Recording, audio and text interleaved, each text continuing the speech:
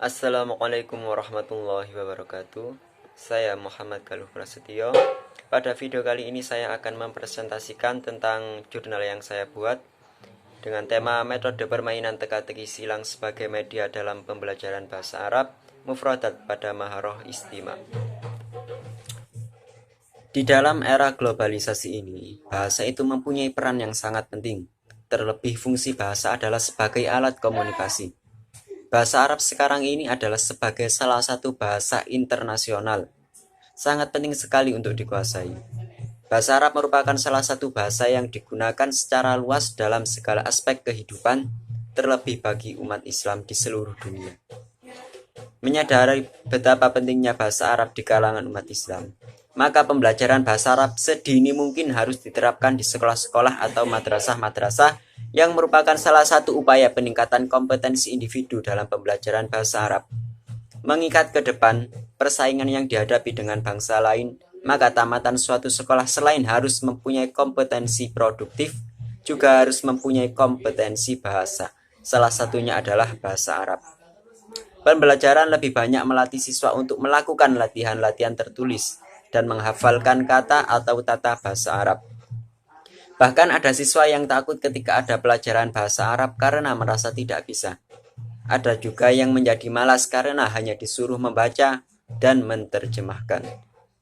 Jadi siswa menjadi kurang aktif di dalam pembelajaran bahasa Arab tersebut. Untuk mendapatkan hal tersebut, maka perlu strategi pembelajaran bahasa Arab yang mendorong siswa aktif dalam pembelajaran bahasa Arab, yaitu salah satunya dengan media pembelajaran bahasa Arab. Media pembelajaran bahasa Arab yang akan lebih lanjut dibicarakan di sini adalah media permainan yang berupa teka-teki silang. Yang diharapkan dengan media tersebut dalam pembelajaran bahasa Arab, siswa itu akan lebih tertarik tanpa dibebani rasa takut dan menjadi lebih aktif dalam pembelajaran bahasa Arab, terutama pada taraf penguasaan mufradat bahasa Arab. Ada beberapa faktor yang mungkin menyebabkan terciptanya kondisi siswa kurang aktif saat kegiatan pembelajaran bahasa Arab berlangsung, khususnya dalam pembelajaran bahasa Arab. Di antaranya faktor tersebut adalah rendahnya minat dan motivasi siswa. Yang kedua, metode pembelajaran yang digunakan kurang menarik. Yang ketiga, kurangnya tersedianya alat bantu atau media pembelajaran. Yang keempat, paradigma sikap dan perilaku guru terhadap kegiatan pembelajaran yang tidak benar. Selama ini, guru belum bisa menggunakan media secara optimal dalam pembelajaran mufradat dalam penguasaan bahasa Arab. Sehingga siswa kurang begitu antusias dalam menerima materi yang disampaikan oleh guru, yang menyebabkan penguasaan mufradat siswa kurang. Hal ini disebabkan karena guru kurang bervariasi dalam menggunakan materi untuk kegiatan pembelajaran. Di samping itu, guru tidak menggunakan media yang optimal, sehingga hasil yang dicapai juga tidak memenuhi target yang diharapkan. Pembelajaran mufradat dalam bahasa Arab juga dapat diberikan atau disampaikan dengan menggunakan media yang sesuai dengan sasaran. Adapun media yang saya gunakan, yang akan saya bahas di sini adalah media permainan bahasa yang berupa teka-teki silang. Berkaitan dengan hal tersebut, penggunaan media teka-teki silang dapat digunakan sebagai salah satu cara untuk meningkatkan kemampuan penguasaan bahasa Arab atau penguasaan mufradat pada siswa. B. Pentingnya permainan dalam pembelajaran bahasa Arab. Pembelajaran memang tidak selalu membutuhkan permainan, dan permainan sendiri tidak selalu dalam rangka mempercepat proses pembelajaran. Akan tetapi, di sini permainan yang dimanfaatkan dengan bijaksana itu dapat menambah variasi, semangat, dan minat pada sebagian proses pada saat kegiatan belajar mengajar. Seringkali guru mengeluh karena banyak siswa yang kemampuan belajarnya masih rendah, terutama dalam belajar berbahasa atau penguasaan mufradat. Meskipun guru sudah berupaya menggunakan berbagai model atau metode pembelajaran, penerapan permainan bahasa merupakan salah satu alternatif untuk meningkatkan kemampuan siswa dalam berbicara bahasa Arab. Yang C. Manfaat permainan. Permainan dalam belajar jika dimanfaatkan secara baik dan benar dapat menghasilkan beberapa hal berikut. Yang pertama, menyingkirkan keseriusan yang menghambat proses belajar. Yang kedua, menghilangkan stres dalam lingkungan belajar. Yang ketiga, mengajak siswa terlibat secara penuh. Yang keempat, meningkatkan proses belajar. Yang kelima, membangun kreativitas diri. Yang keenam, mencapai tujuan dengan ketidaksadaran.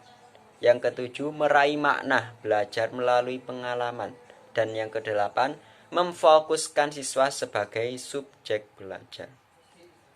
Selain itu, permainan sangatlah berguna apabila diterapkan di sekolah, karena permainan merupakan proses untuk keahlian anak selanjutnya, suatu praktek untuk kemudian hari.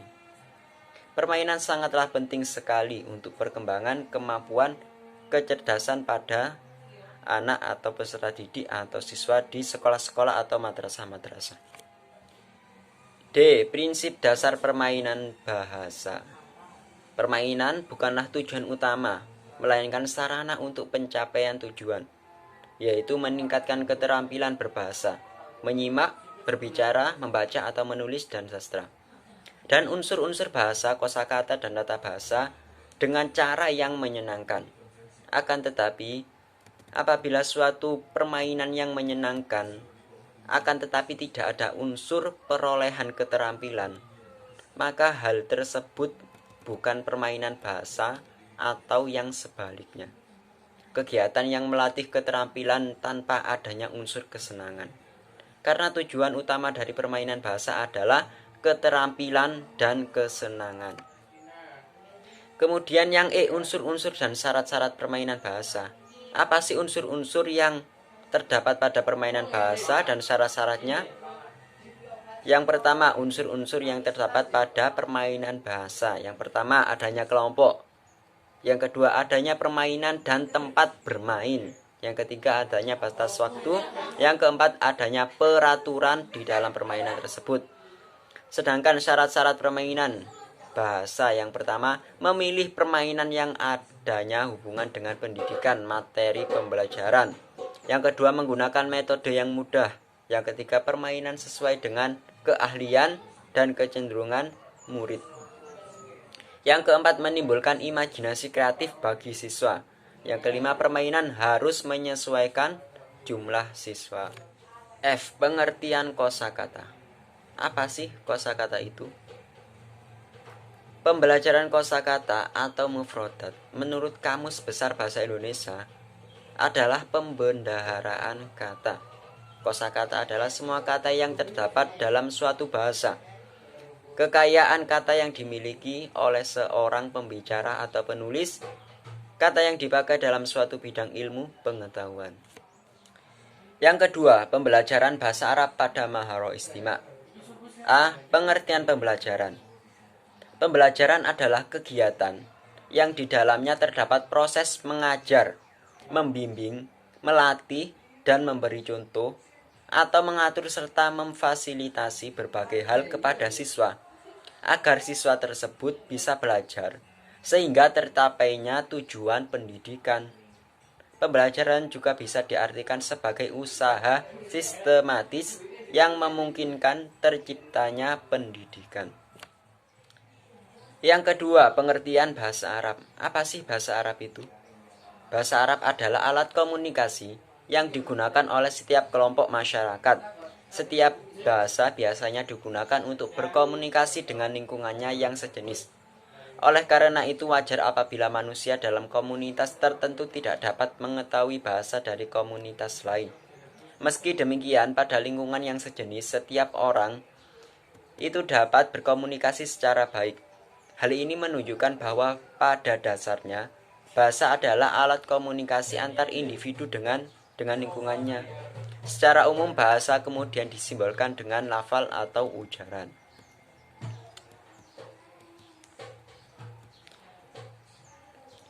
Jadi, bahasa Arab itu adalah proses interaksi peserta didik dengan lingkungannya. Dalam hal ini adalah bahasa Arab, sehingga terjadi perubahan perilaku siswa di mana mereka dapat memahami, mengerti, dan menguasai keterampilan bahasa Arab yang meliputi menulis, membaca, mendengarkan, berbicara dengan baik dan benar. Yang ketiga, pengertian maharo istima. Definisi istima secara bahasa adalah mendengar. Istima juga diartikan isgho, yang artinya mendengarkan, memperhatikan atau menguping. Yang keempat, indikator. Jadi di sini indikatornya yang pertama adalah mendengarkan bunyi-bunyi huruf hijaiyah, mengidentifikasi bunyi. Yang ketiga, mengartikan kosakata. Yang keempat, menjawab pertanyaan yang berkaitan dengan tema permainan teka-teki silang dengan baik dan benar. 3. Permainan teka-teki silang dalam pembelajaran maharo istima. Yang pertama, A. Pengertian teka-teki silang. Teka-teki silang merupakan sebuah permainan yang cara permainannya yaitu mengisi ruang-ruang yang kosong yang berbentuk kotak dengan huruf-huruf sehingga membentuk sebuah kata yang sesuai dengan petunjuk.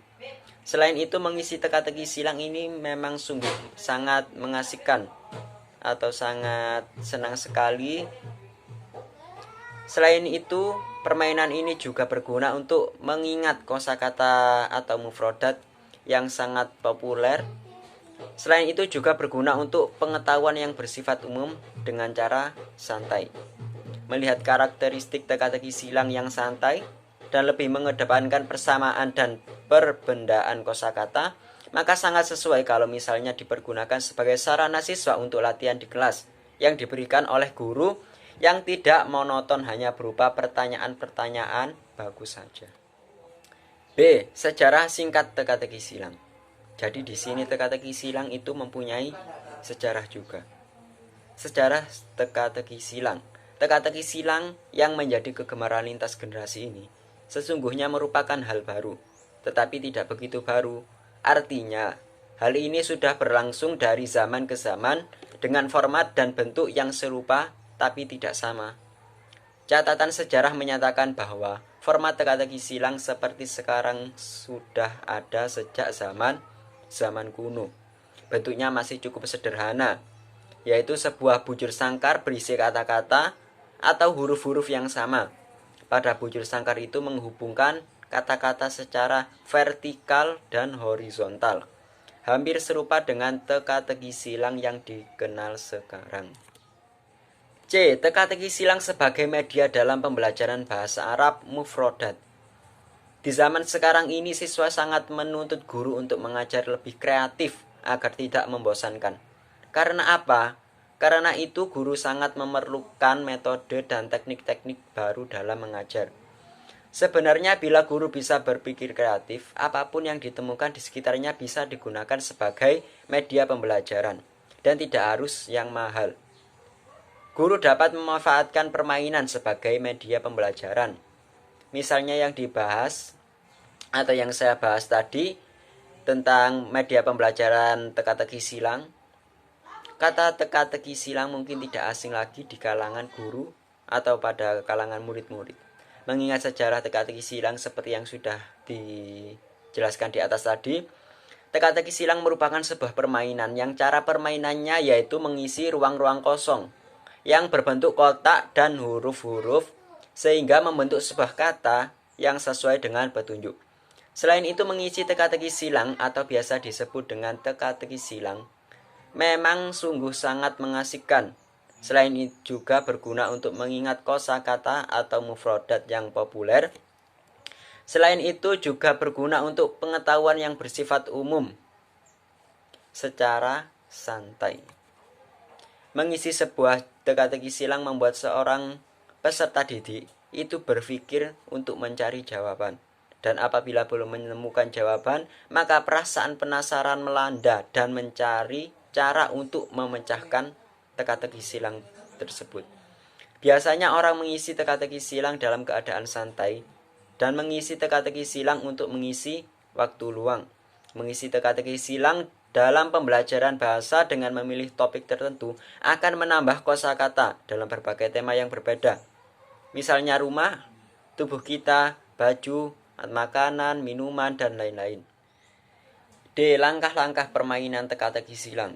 Cara pengaplikasian teka-teki silang sebagai media dalam pembelajaran bahasa Arab, khususnya pembelajaran mufrodat, yaitu yang pertama, Guru mendemonstrasikan terlebih dahulu permainan teka-teki silang kepada siswa di depan kelas, kemudian memberitahukan cara memainkannya. Yang kedua, guru membuat teka-teki silang sesuai bahan yang akan diajarkan. Caranya, guru menyiapkan bahan yang akan diajarkan. Misalnya, kita dapat mengambil contoh pelajaran bahasa Arab. Setelah bahan dipersiapkan, guru membuat sebuah contoh pertanyaan dan contoh jawaban yang singkat saja, misal jenisnya sinonim, antonim, dan lain sebagainya. Jawaban dari soal teka-teki silang yang diinginkan bisa saja dari isim dan fiil. Kemudian guru membuat kolom yang memanjang dan membatar serta memanjang dan menurun. Tentunya ini berbeda kolomnya dengan kolom teka-teki silang biasanya, dikarenakan mufradat bahasa Arab ini tulisannya yang bersambung yang tidak mungkin dipisahkan hurufnya satu persatu. Lalu guru menuliskan teka-teki silang tersebut di papan tulis. Tapi mungkin kalau ditulis di papan tulis membutuhkan waktu yang lama. Maka alangkah efisiennya apabila sebelumnya teka-teki silang tersebut sudah ditulis di kertas yang ukurannya besar. Contohnya ditulis di kertas Astro, Manila, Samson, dan lain-lain. Sehingga tinggal ditempel di papan tulis. Semua siswa harus mengerjakannya, kemudian disuruh maju ke depan atau bisa dibuat seperti kuis. Setelah itu, siswa menyelesaikan soal tersebut, mereka disuruh membuat teka-teki silang yang meliputi soal dan jawaban. Apabila waktunya tidak cukup, maka pembuatan teka-teki silang diselesaikan di rumah atau dibuat PR, pekerjaan rumah. Kemudian pertemuan selanjutnya, hasil pembuatan teka-teki silang masing-masing siswa ditukarkan dengan teman beda bangku. Dan mereka disuruh mengerjakan teka-teki silang tersebut.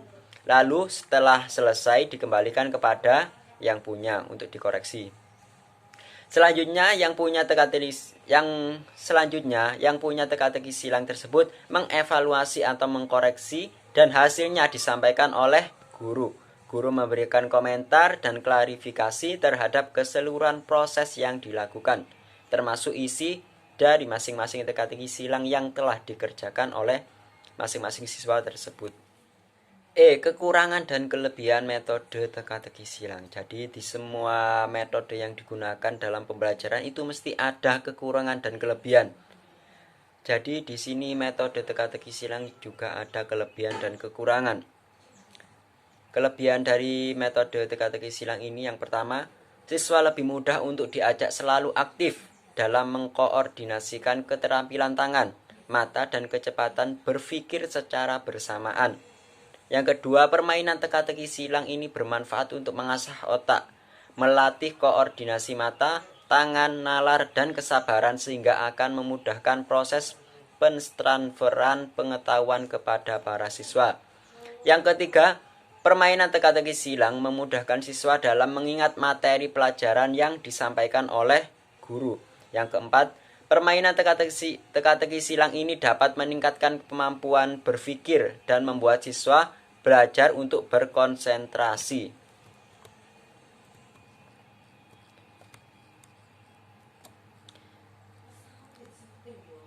Yang kelima, permainan teka-teki silang ini dapat menghilangkan rasa bosan terhadap peserta didik karena mereka harus berpikir tentang jawaban yang mereka dapat sampai selesai. Yang ketujuh, permainan teka-teki silang ini dapat melatih logika para peserta didik.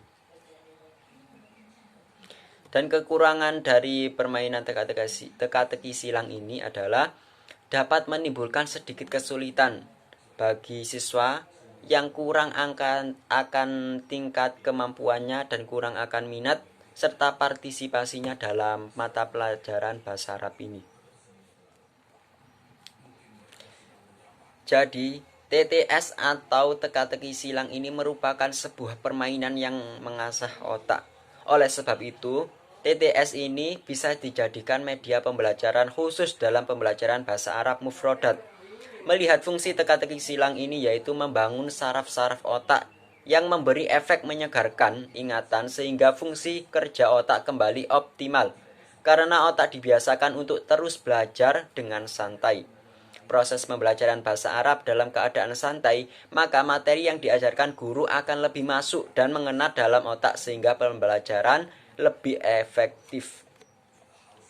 Sekian presentasi yang dapat saya sampaikan, kurang lebihnya saya mohon maaf yang sebesar-besarnya. Sekian dari saya, wassalamualaikum warahmatullahi wabarakatuh.